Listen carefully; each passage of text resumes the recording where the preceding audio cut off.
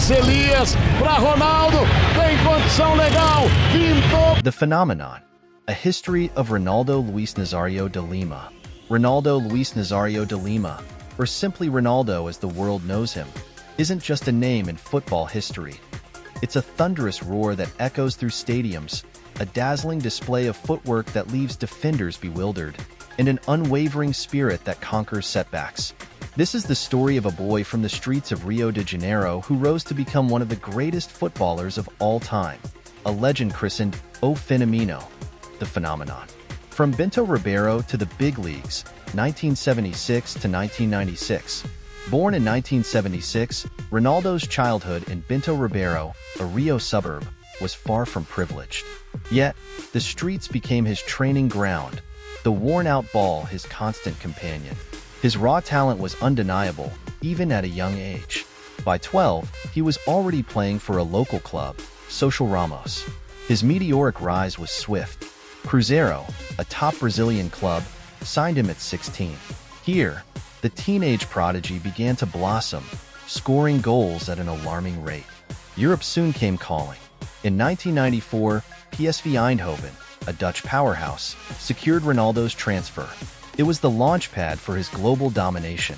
He tore through the Eredivisie, the Dutch league, with his explosive pace, devastating dribbling, and unerring finishing. 2 seasons with PSV brought a league title and the UEFA Cup, along with his first FIFA World Player of the Year award in 1996. Barcelona, lured by his brilliance, brought him to Spain for a record-breaking fee. The Blaugrana years and a World Cup dream, 1996 to 1998. At Barcelona, Ronaldo became a global superstar. His electrifying performances captivated audiences worldwide. He led the team to the Copa del Rey title in 1997, a mere glimpse of his true potential. However, the biggest stage awaited him, the 1998 World Cup in France. Expectations in Brazil were sky-high. Ronaldo, the young prodigy, carried the hopes of a nation. He didn't disappoint. He scored 4 goals in the tournament, showcasing his phenomenal skills. But just before the final against France, a mysterious illness struck him. His performance in the final was a shadow of his usual brilliance, and France emerged victorious.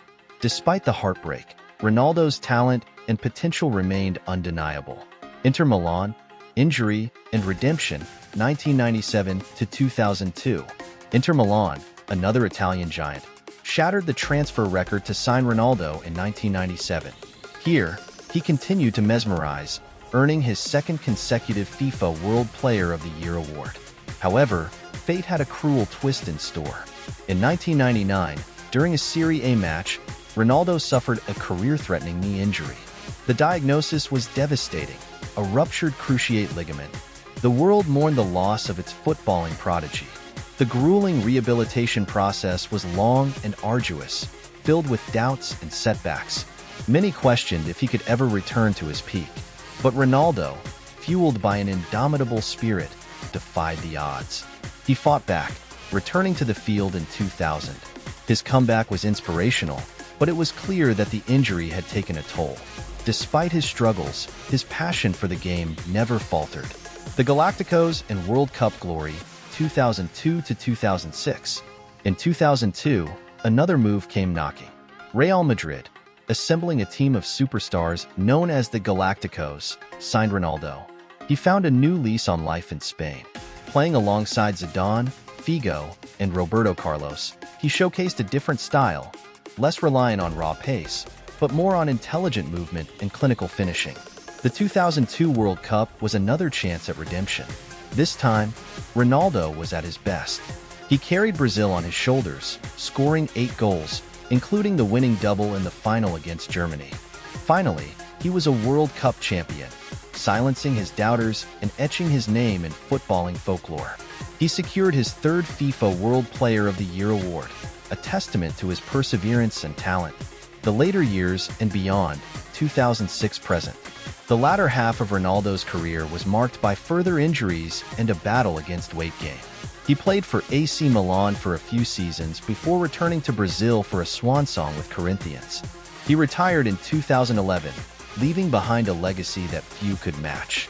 Ronaldo's influence extends far beyond the pitch. He's a successful businessman, owning clubs in Brazil and Spain.